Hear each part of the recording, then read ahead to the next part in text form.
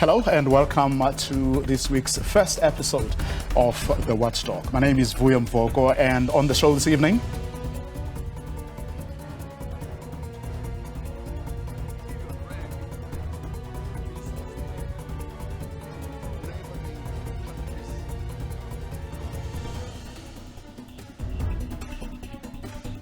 President Cyril Ramaphosa is set to announce changes to his executive tonight at the Union Buildings. The president is also expected to announce the new Minister of Electricity. We'll take you there live in a moment. The Watchdog starts now.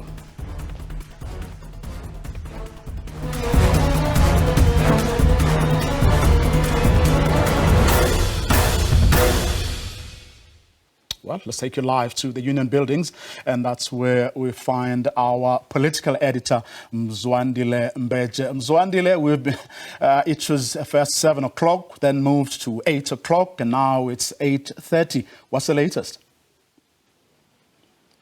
Well, the latest is that it's at 8:30, Vuyo.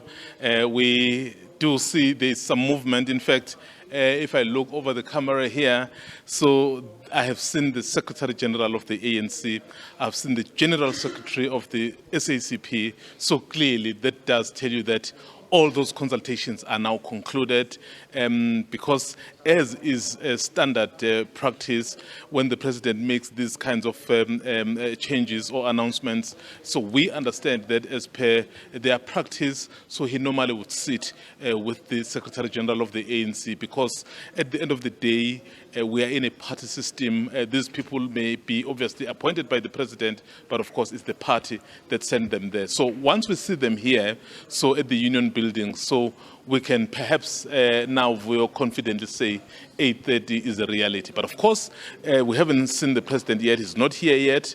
But I do believe that looking at the officials and of course everyone that works around him here, so he definitely is on his way. Is that what was responsible for the hold-up, the consultations, that is? Because one would have thought that, those would have been done a long time ago, given the fact that, this matter has been delayed for so long. Well, it does point to that, though they are not obviously very upfront about it, but you do get an indication that, when you have to engage people, so not everyone is ready for your phone call. Perhaps someone who may not even have thought that he or she could be considered for the position gets called, and then remember, he or she needs to come. So, all those logistical issues will have to be factored into all of this. So, but now that is done. So the moment is about to arrive. And then, of course, the new, well, not necessarily the new, I know because of the kind of expectation that we have, basically these are just changes occasioned by a number of things, occasioned by the fact that they've just gone to the conference, and then you've had a new breed of leadership getting elected there. And of course, Vuyo, you've had a deputy president resigning, a secretary general who had to leave his position. In fact, he has just confirmed to us now off camera that he has resigned tonight. So clearly there will be someone who will be in that position. And of course, the position of that which was filled by Andadlodlo, who left for abroad. But also, what is interesting, what the president himself said when he delivered his State of the Nation address, he said, so I will be appointing a Minister of Electricity. We are waiting for that. Well, of course, social media has been a buzz, lots of speculation that the delay has a lot, if not everything, to do with what happens to public enterprises, with what happens to energy, given the fact that there's a third minister who is coming on board as per the president's pronouncements during his State of the Nation address. Certainly, and you and I know very well that this is actually a contested space. The resolution of the ANC basically said they needed an energy minister, and the president announced there will be an electricity minister. And some people would say, so what will be the role of the Minister of Public Enterprises? What would be the role of the of Minister Kwete Mandashe, for example?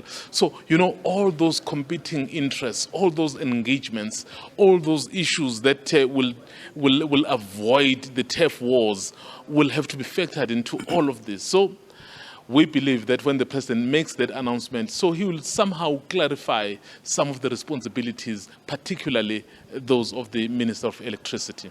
Okay, Zondile, let's leave it there for now until, of course, the president speaks at 8:30. Well, let me bring in some members of our panel for this evening. And on the line, I do have Dr. Levi Ndo as well as Mr. Sandile Swana. Good evening, gentlemen. Thanks very much for your time. Delays and more delays. Mr. Swana? Hello. Dr. Hello. Good evening. Good evening to you. Good evening to the viewers at home. We should have had the announcement an hour ago or so. And what is quite frustrating is the fact that there are delays, as you said. And the unfortunate part is that this is not for the first time that we would wait for the presidency to make an announcement recently, and there will always be delays. But of course, in this instance, it might have been informed by the fact that some of the people might have been consulted, and they might not be around, or they could be busy with other engagements.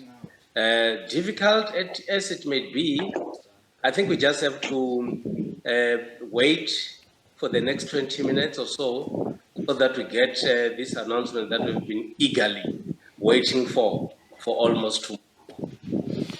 Is it unfair to suggest that whatever consultations were necessary and whatever issues still needed to be ironed out, those issues did not have to wait for this day? One would have thought, especially given the delays in making this move, that by now everything that had to be done ought to have been done.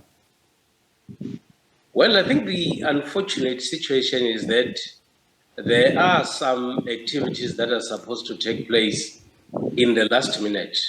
And even though the president has got all the powers given to him by the president, there is a vast area of consultation that is supposed to make.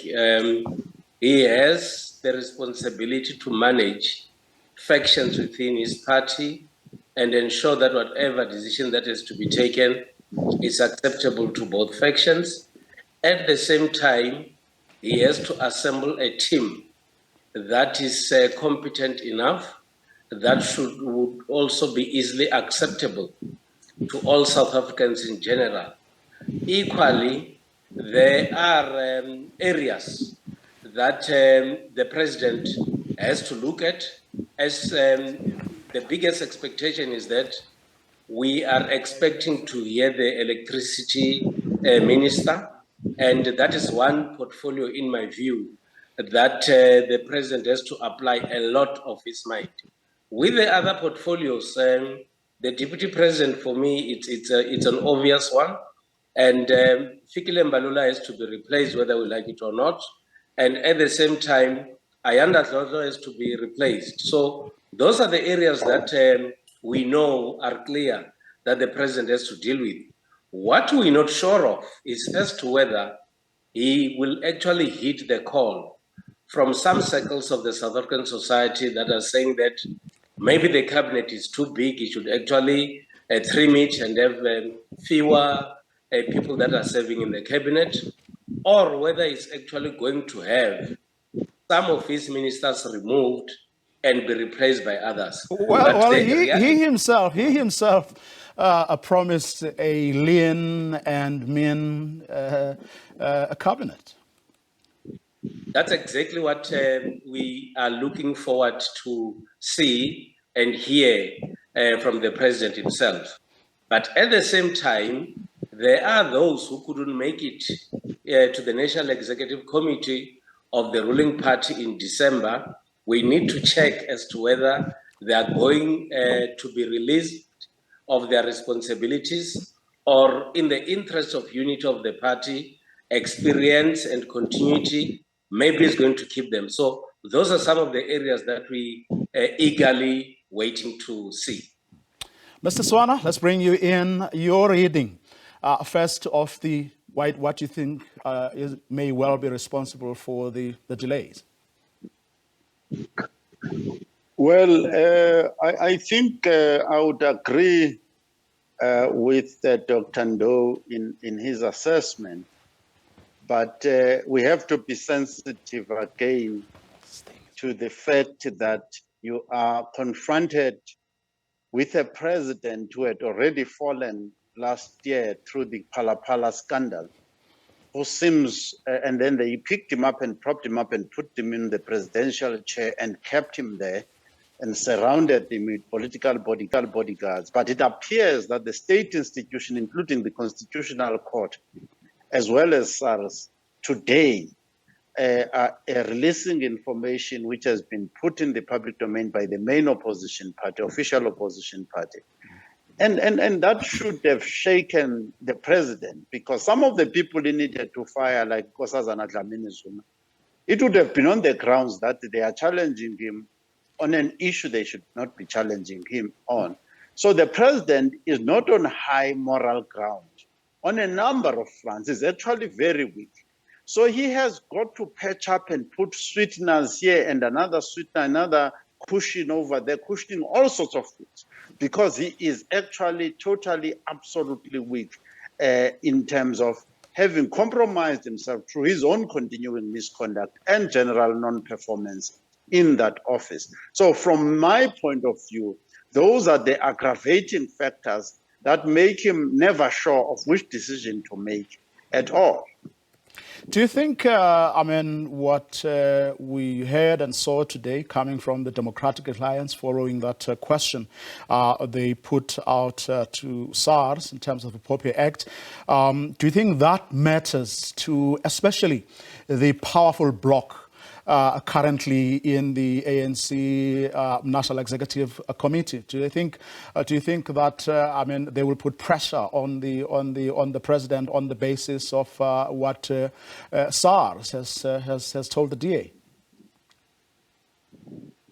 Mr. Swana? You must remember that, yes, you must remember that the same fellows led by Gwede Mantashe said that, this thing is now in the courts, it's with the Constitutional Court, therefore, and in fact, they've made a judgment themselves that this thing is useless and that they are waiting for the 8 other institutions to produce their report, because Cyril had said himself that is under investigation by 8 institutions. But they seem to be coming in quick succession. It may well be that even the public protector, no matter what massaging of the report she might have wanted to do, and that in the process of this so-called quality assurance, if people like SARS are releasing information that the transactions were totally illegal and non-compliant, so now there is no avenue, because that is just going to unravel so many other non-compliances that a person can walk with millions and millions of US dollars just freely through our airports, uncontrolled and unchecked. And the president does transactions without any FICA compliance in the millions of US dollars. So all of those things, no matter how much of a strong stomach, and we know the ANC, once Gwede Mantashe makes the call, they've got a very strong stomach to defend the indefensible. But they are a party that has been losing majority, surely, and they are going to lose the majority once and for all in 2024. So they are no longer the ANC that could tell the votes to go and do whatever they want with their votes and all those types of things. Those days are gone.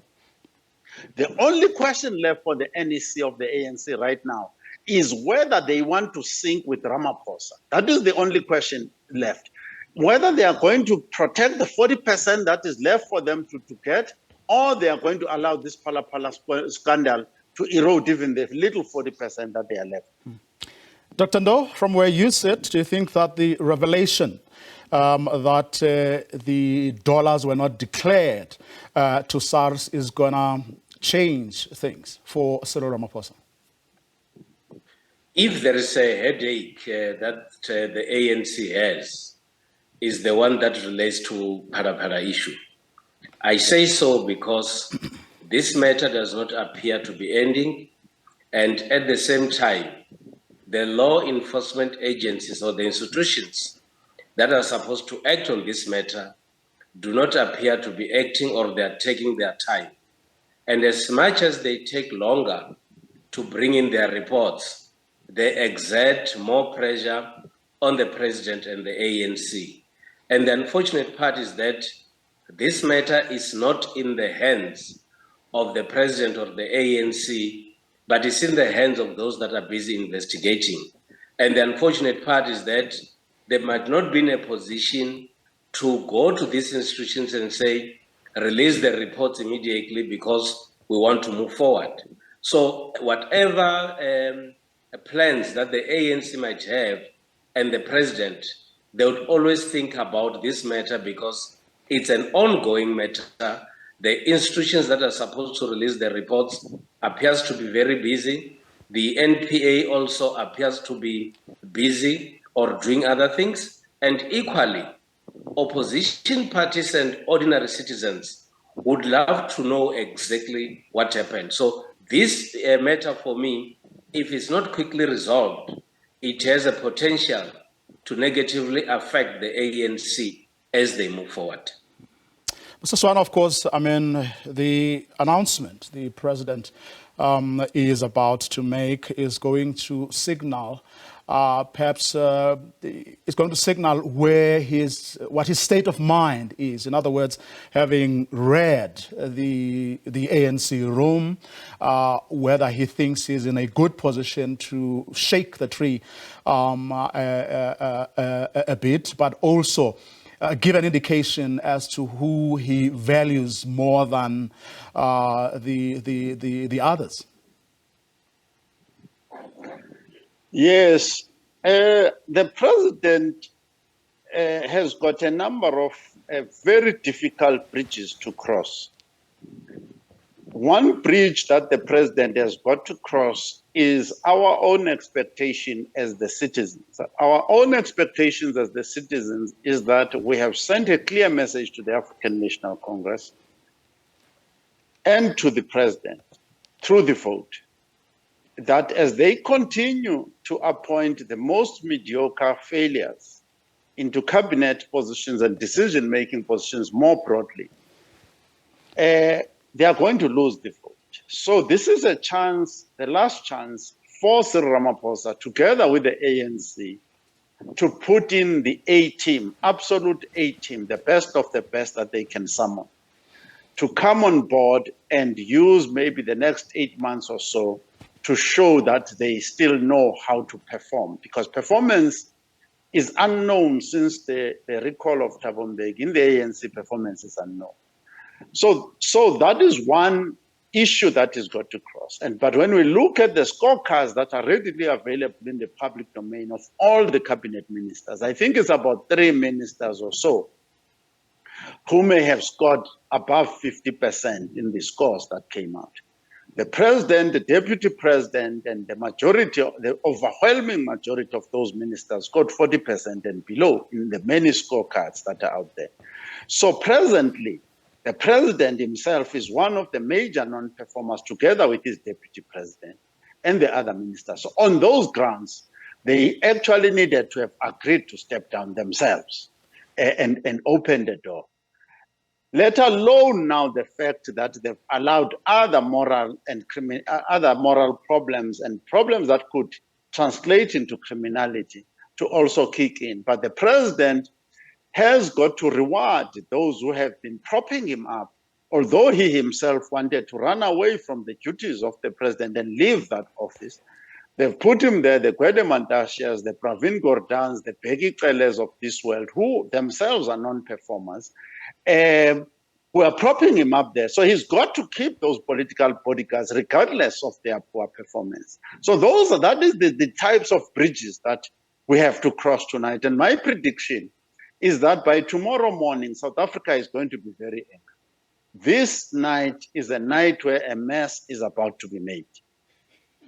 What do you think that means, though? What does it mean to have a Pravin Gordhan, who even people within the ANC have said maybe should either be shifted or something done about him? What would it mean if he returns to the same portfolio? What would it mean if someone like Mr. Natim Tetwa, who the music industry is having serious problems with, what would it say to such people if those people, Mr. Swan, those ministers are returned to the current portfolios? The message would be to you and me, the voters and the ordinary residents of South Africa. It would, if we're in a pub, what I would say to you, it would simply say to us, go to hell. It would tell us that the ANC will protect its loyalists, regardless of the extent to which they've actually damaged the sectors that they are involved in. They've demonstrated moral failures of various kinds, lack of skill, and just carelessness, a reckless carelessness across the board. And the president, together with the NDC and all these people that is consulting, including COSATU and the SACP, are telling us, as the voters and the taxpayers in this country, as well as the residents, that our opinion does not matter. They are going to do their own thing, and they are doing it for themselves, and they don't care about us. That is the message that will send to us as the citizens. Do you agree, Dr. Ndau? Because I mean, what Mr. Swana has just said, and my mind was going back to some of the WhatsApp groups that one was looking at the whole of today, but also what people are saying in social media. People seem to have reconciled themselves to something that says, look, I mean, don't expect much. If anything, it's going to be more of the same. And I'm trying to say, like, given what Mr. Swana was saying now, and what people have been saying on social media and other places, that look, we may as well accept that it's going to be more of the same. What do you think it's going to be? With the amount of time that has been spent on this announcement, we therefore are open to speculations and high or unrealistic expectations. The president has got powers, yes, to appoint cabinet, but his hands are equally tied because he has to appoint from members of parliament. And we should not be surprised when we still see the very same faces that we're actually talking about now, because he has to appoint from those people. He is only allowed to appoint two outside parliament. So we should not assume that we are going to get brand new faces today. This is not an announcement that is coming immediately after elections or fresh elections. MPs have not changed. We only have got 4 that have been sworn in some few weeks back. So the biggest possibility is that we might still see some of these ministers that we have being brought back, because there is nowhere else that the president will be allowed to go and look at except in that parliament that he has. And of course, South Africans are generally not happy, for an example, with a person like Minister Gordhan, on the basis of the fact that in the portfolio that he has been working on, there has been a lot of disappointments that has been going on a regular basis. And I think it is time for the president to say, let me give South Africans the best of what I have, or even if it's about changing individuals around, they should actually be put in a manner that those that are put in different other portfolios, they should be able to deliver as expected. Another area for me that is important is to look at the different stakeholders that are working with different ministries. And generally, most stakeholders are not happy with how many things are actually being run. When I was looking at the poll a few minutes ago, of the people that were communicating with the program that has just ended, most citizens would even identify people that should not be brought back into cabinet. It's a matter that the president and his party, the ANC, might consider, or maybe the information is coming very late for them to change. But it's important for leaders in society to look at the views of the people and, in a way, find ways and means to meet ordinary citizens halfway. How much responsibility, though, Dr. Ndou, should South Africans take for normalizing things that, offend or at the very least irritate them? For example, the delays now in these announcements, as both of you were saying, earlier, this is not a new phenomenon. But also, we've never, yes, it's the president's prerogative, but we've never been taken into confidence as to why these cabinet announcements or selecting a cabinet, in other words, what does a president consider before they appoint any person to cabinet? So it's become normal now. We don't get given any explanations, and we've come to accept that, Dr. Ndou. It is quite disturbing that South Africans will have to wait for such a long time for a simple announcement to be made.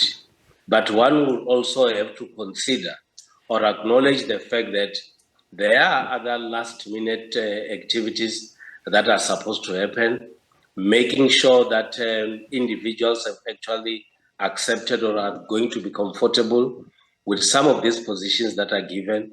And maybe it is a learning curve on the part of those that are given responsibilities that maybe the best thing is not to even make an announcement or a commitment that we're going to make an announcement at a given time, because on a regular basis now, we are always getting disappointments from our leaders. And the unfortunate part is that there is nothing that we can do immediately but to wait and wait and wait. The most unfortunate part will be for those who might be affected by load shedding in the next few minutes, who have actually thought that they were going to be able to get the cabinet reshufflement at 7, because at that time, it might have been suitable for them to watch the president speak, because at that time they were not load shedding. I'm looking at one of our cameras that's at the Union Buildings, Mr. Swana. Still no sign of any real movement. And we are 2 minutes to 8:30. Yes, Vuyo, you'll be aware that the president, in the early part of his presidency, he said that it's a new period now. He's going to do everything on time and what have you and what have you. And as time progressed and his immorality started to spiral out of control, it has become clear and more difficult for him to keep time. But I also wanted to just add to what Dr. Ndou is saying here. Remember that the ANC, out of the 400 seats, it has got 230 seats in parliament. So out of the, you need 36 or something proper ministers, depending how you shape it. So even if you said you needed 60, you have 230 to choose from. And then in total, you have 400 members of parliament to choose from to create a cabinet with the best competency that South Africa has got to offer. I want to add that in the past few days, I had a chance to share a platform with Mavuso Msimang, one of the stalwarts of the African National Congress, and a very close advisor to the current president. And he said that there is a 100% availability of people who are competent in the ANC, who are not tainted by any type of corruption, who are exactly what we need. So the president has got access to plenty of stock that he could use just within the ANC without even considering the 400 that is already available, that is elected members of parliament. So he has got other problems of his own. The stock, I mean, we all know that South Africans have got the stock leadership, spare leadership capability that is totally unutilized, that has been systematically excluded from positions of responsibility since the issue of clever blacks that needed to be excluded came up and has been maintained until today. Because we know some of these people, we know them at close range. We know that they should never have been cabinet ministers. They don't qualify in any capacity whatsoever. So those are some of the difficulties that still need to be negotiated. I'm keen to know whether, Mr. Swana, you were then given an explanation. In other words, whether Mavuso Msimang was able to give an explanation as to why that was not happening. In other words, why presidents would continue to appoint people when there were more deserving and more capable cadres within the ANC. No, Mavuso Msimang did not provide that explanation why these people have been excluded and why they continue to be excluded or why they might be excluded. All that he insisted on is that they should be appointed and that they are available. Dr. Ndo, why do you think that is? Because, I mean, this trend has continued for, President Ramaphosa is not the first president to do exactly what people say is wrong. With how cabinet appointments are often made? Well, it has got its own history. It has got its history in how we elect our representatives. Anybody who is able to find him or herself on the party list and get a seat in parliament will therefore be eligible or have a chance to be appointed as minister. But there is another area that we're not looking at. There is a general concern among citizens, and these citizens are saying that when you appoint the Minister of Electricity, you should look at skills, you should look at qualifications, and many other factors. And those are not the factors that are being looked at when ministers for other portfolios are actually being appointed. And I think this emphasis might actually be saying or suggesting to South Africans that maybe it is time that membership to be in the list and to be in parliament should also have certain requirements that these individuals are supposed to be having. The difficulty that the president might be having now is to align himself with the general feeling among citizens who are saying that if you're talking about the electricity minister, these are the conditions that we're actually putting. And he might be having a difficulty in having one in that parliament to appoint to fill that position. That says to all of us that easy as it is to become an MP and easy as it is to become a cabinet minister, then we should not expect results that are very good, because the qualification for people to become MPs is quite very easy for anyone. And the end product is that we're going to get ministers that will not be having relevant expertise that ordinary citizens would expect. Well, from our team on the ground, I'm told the president is there. Hopefully, we will get those visuals in a moment. But a big moment indeed for President Cyril Ramaphosa Msiswana to make that statement, perhaps as less hopeful as you are, but it nevertheless remains a big moment for him that should signal to South Africans at least what he thinks, what he prioritizes, whether indeed he cares about the things that people have been raising over the past few years that he has been president, and perhaps grab the opportunity to signal whether indeed he has listened to them and is actually keen to take their concerns on board.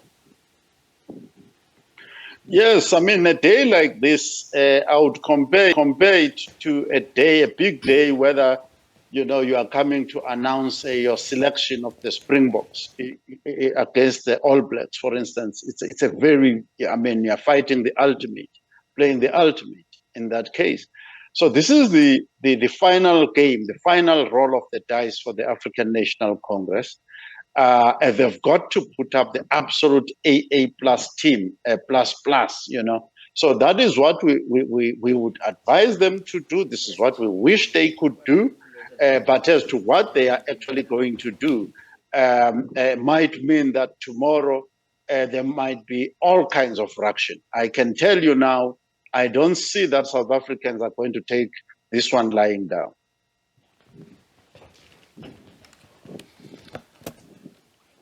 Do you want to make a call, Dr. Ndo? What's it going to be? Indeed. The president, has been given the mandate in Nasrec last December. The president still has all the powers to appoint cabinet ministers. The president is aware that next year there will be general elections. So I don't see the president taking any chances about ensuring that people have confidence in his leadership, people have confidence in the team that is going to assemble. And I don't think this is the time for the president to nurse or to be lenient with ministers that are known not to be performing. It is the time for President Ramaphosa to show that indeed he wants to see South Africa being prosperous, and what he has to do is to appoint the best team, and in Sandile Swana's language is the A+ team. That is exactly what I expect from the president. I expect South Africans to wake up in the morning and say, the president and the ANC are serious about South Africans, they are serious about development, they are serious about the challenges that we face, and that is why they've put the best team amongst the best that they have that will have to make a difference in their daily lives. Do you want to call it, Mr. Swana? Yes, either way, I think our choice is very narrow. The president has got no choice but to put in the A team. Absolutely.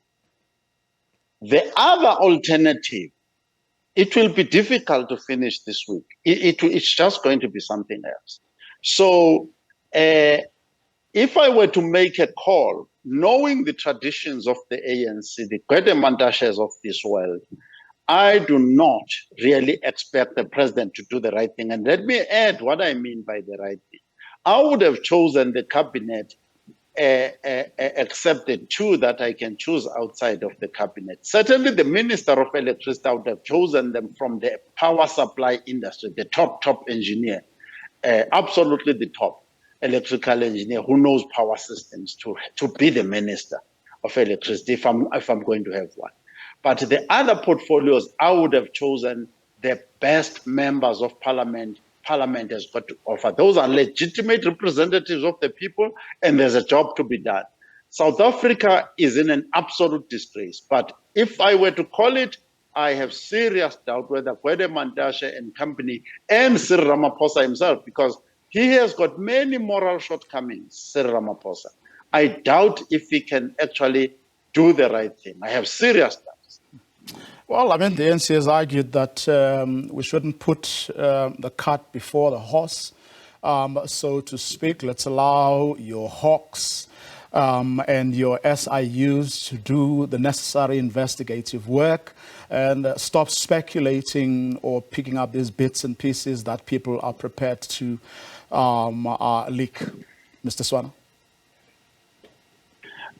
SARS did not leak any information. SARS issued an affidavit under oath. That's not a leak. That is information that is issued under law. The Constitutional Court did not issue any leak. That is not gossip. The unfortunate thing, and which is cruel, and I've seen some of the commentary on social media on the supporters of Ramaphosa. They think we don't understand what is happening. Let me ask you to hold your thoughts right there, Mr. Swana, and let's go straight to the union buildings. The president is about to make that announcement. The purpose of these changes is to ensure that government is properly capacitated and directed to give effect to the commitments made in the State of the Nation address and the budget speech. We have said that the people of South Africa want action, they want solutions, and they want government to work for them.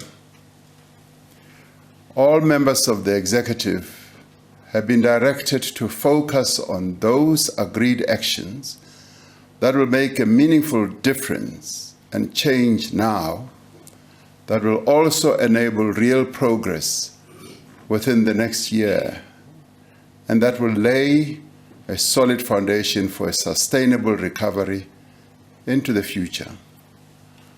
All parts of government are focused on addressing those issues that concern South Africans the most, they being load shedding, unemployment, poverty, and the rising cost of living, and crime and corruption.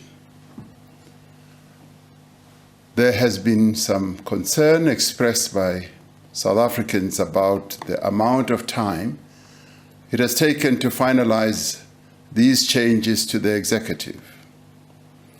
This delay is the result of a number of processes that needed to be followed, some of which relate to the requirements of our Constitution relating to the appointment of members of the national executive of our country.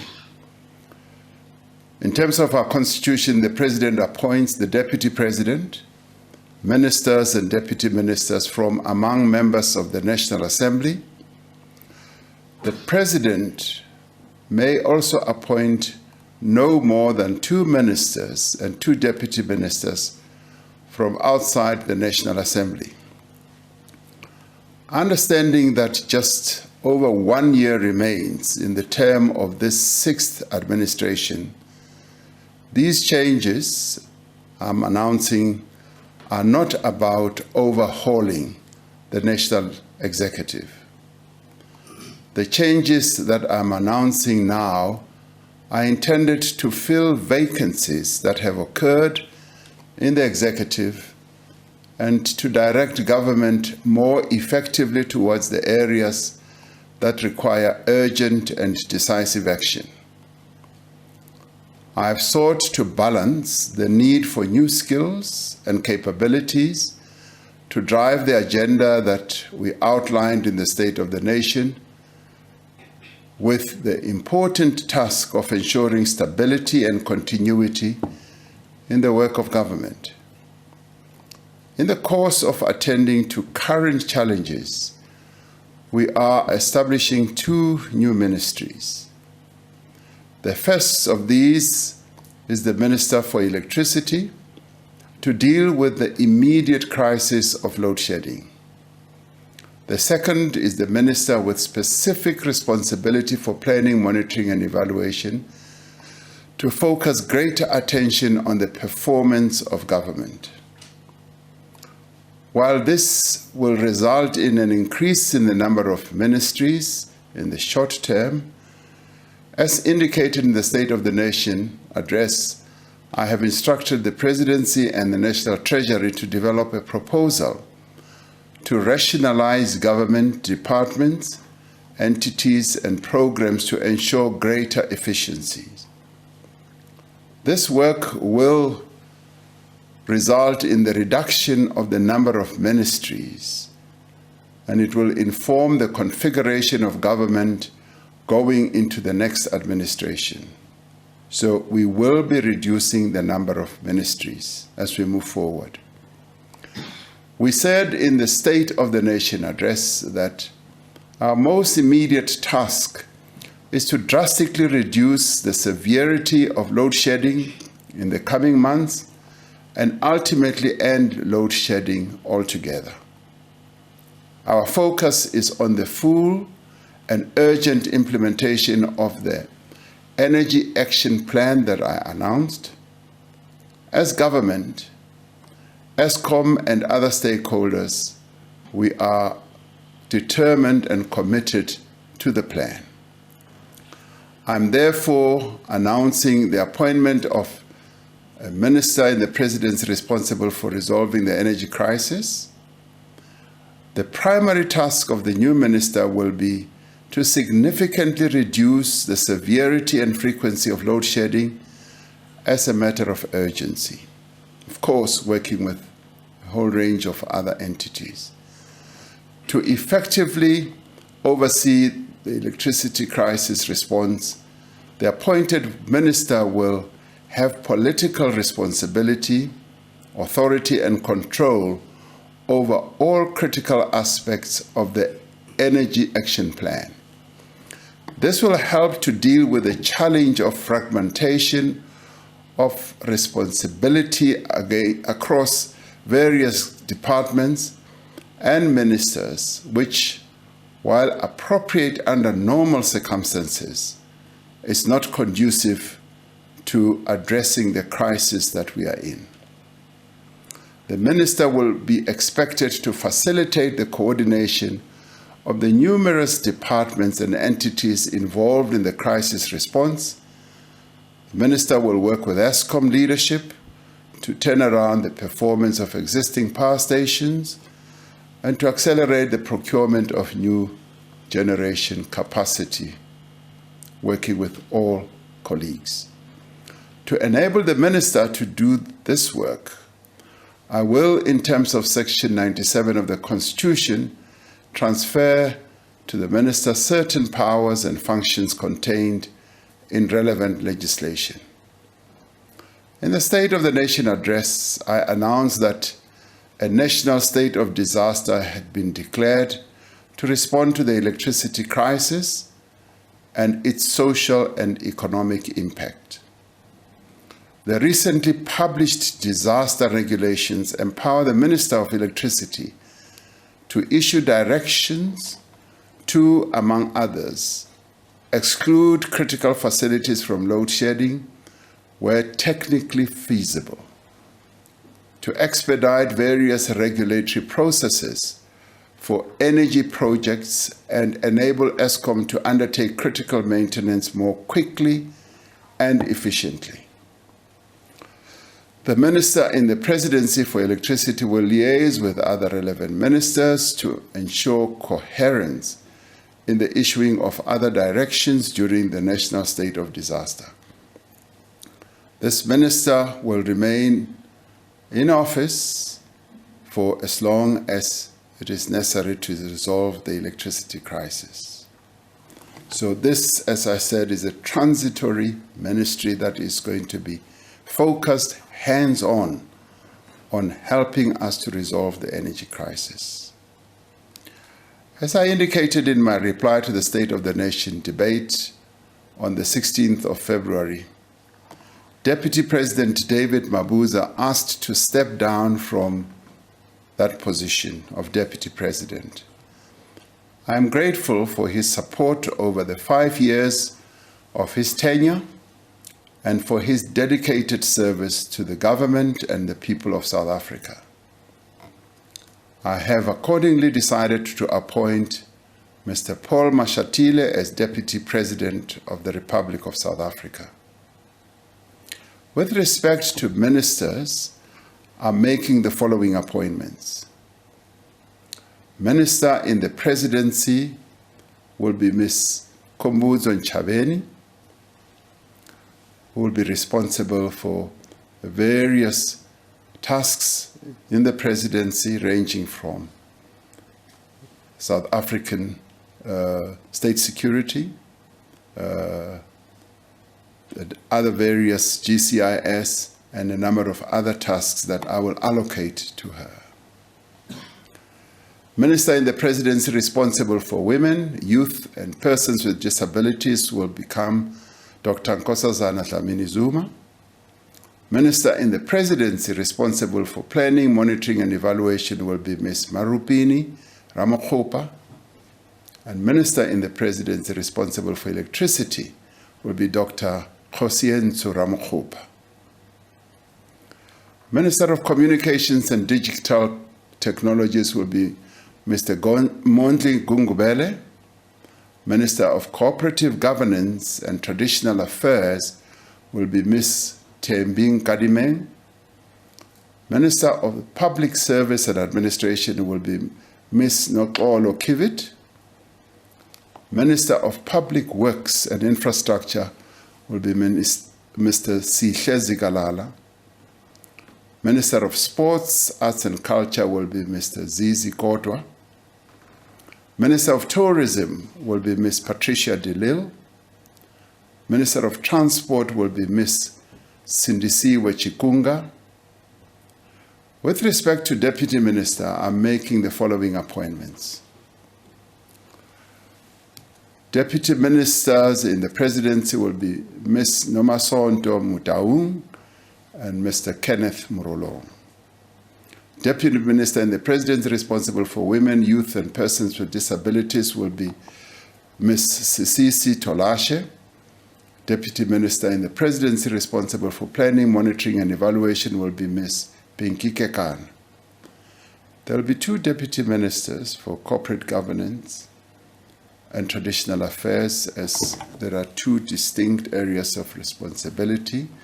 Mr. Pakstau will largely be assisting with local government, and Mr.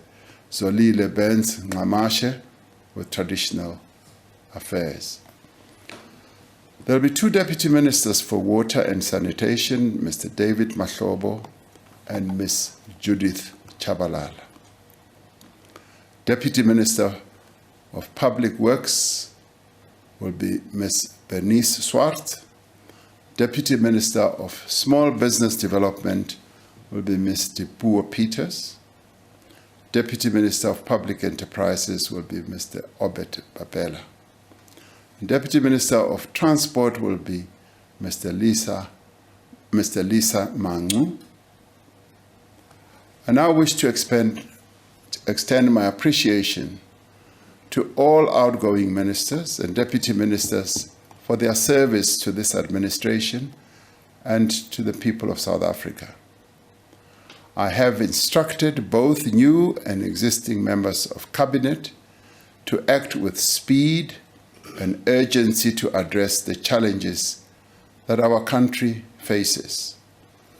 I expect them to fulfill their tasks with rigor and dedication, to adopt a zero-tolerance approach to corruption wherever it exists, and to place the interests of the people of South Africa foremost in the work that they do. This is the standard that I will hold them accountable to, and I have full confidence that they will meet that standard. In the end, we must waste no time and spare no effort in restoring the promise of South Africa, the promise that our people expect us to meet. I thank you, and our apologies for keeping you waiting for much longer than it was necessary. Thank you.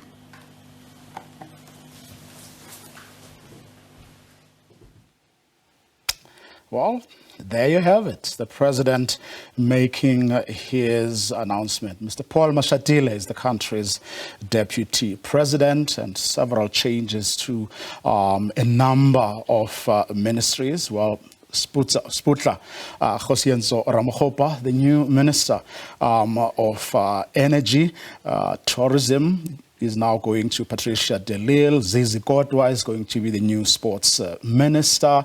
Sihle Zikalala, the Minister of Public Works and Infrastructure. Mondli Gungubele has moved to communications and digital technologies. And the person on the rise, it would seem, Minister in the Presidency, Kumbuzo Njabeni, who is now going to be responsible for state security, government communications, and other tasks that the president is going to allocate to her. The women, youth, and people with disabilities has a new minister. Out is Ms. Ngwana Mashabane. Very interesting changes indeed. Well, let's now get some reaction from the leader of the official opposition, and that's Mr. John Steenhuisen. Steenhuisen, good evening. Thanks very much for your time. Happy? Well, no, not at all. I think that when you're in the midst of a crisis and you put somebody who steered an entire municipality onto the rocks in charge of it, it doesn't instill much confidence. I think what we're seeing is the same old faces around the same table making the same bad decisions. I don't You're think talking you see here any about major Dr. new Khonsienzo talent coming in. You are talking about Dr. Khonsienzo Ramaphosa, right?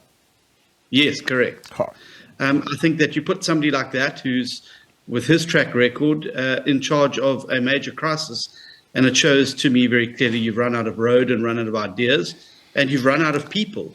We really should have had somebody in that position who is experienced in dealing with crises, and particularly energy crises, not people who are responsible for wrecking metros and with a track record like that.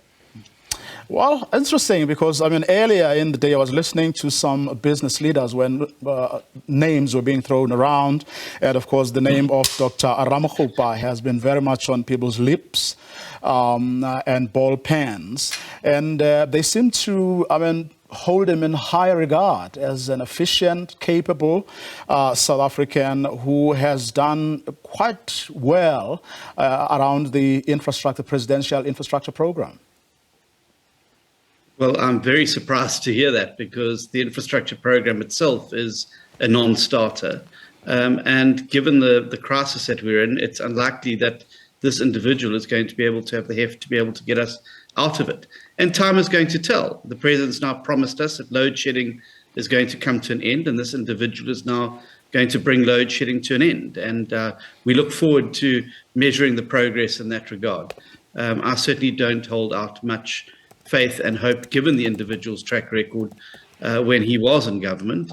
And I think that we're in for tough times ahead. I think we could have really done with a energy expert in this portfolio to be able to get to grips with the crisis. We've now had an even larger cabinet with even more ministers laid on top of it, with another broken promise to reduce the size of cabinet. We had the same promise made in 2019 that there was going to be a review of the cabinet size. And here we are with an even larger cabinet. Bear in mind that each cabinet post costs the citizens of South Africa 37 million rand per year. We now had over 70 million rand added to our bill every single year here in South Africa. So you've layered on more ministers, which isn't going to resolve the problems that. A couple of quick ones. Paul Mashatile as the deputy president. Well, I think that was completely the most expected out of all of them.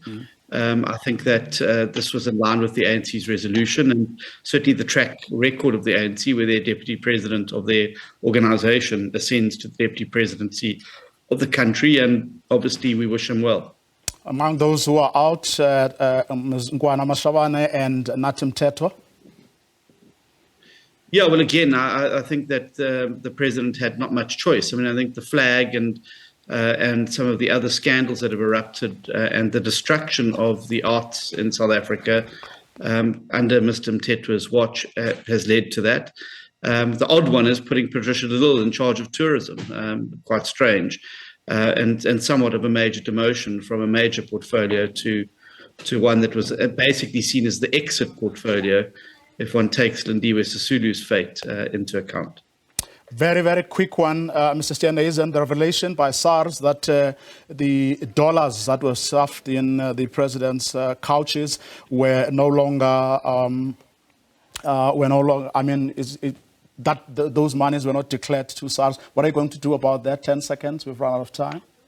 Well, we obviously we're going to send it on to Parliament and take various other action steps, but it just shows that the president's tissue of lies that he's developed around the Phala Phala matter are now being exposed day by day, and the truth is starting to emerge. The president was in possession of dollars that were in the country unlawfully and illegally. Okay, let's leave it there. Let's go to another leader. Thank you very much, Mr. Steenhuisen. On the line, we have Vuyolwethu Zungula, who is the president of the ATM, or I believe is going. Let's take a quick ad break.